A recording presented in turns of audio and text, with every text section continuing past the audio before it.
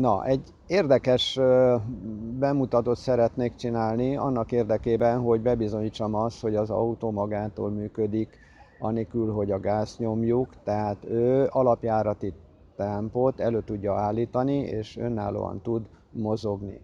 Hát ez most nagyon izgalmas lesz, mert én azt csinálom, hogy beülök az autóba, elindítom az autót, menet közben kiszállok, és akkor a kormányt fogva végig sétáltatom az autót itt a parkolóba. Hát, vágjunk bele!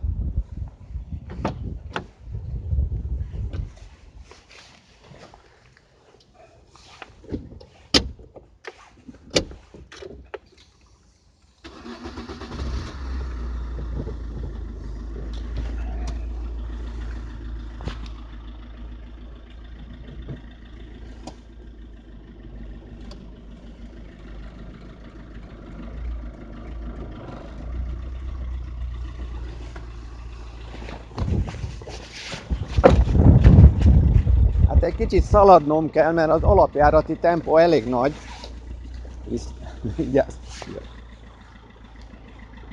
De tényleg kocsiban nincsen senki, és megy magától az autó.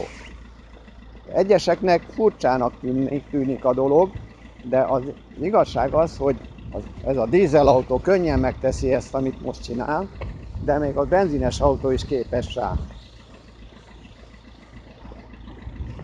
Jó, most muszáj lesz beüljek, mert lassítani kéne.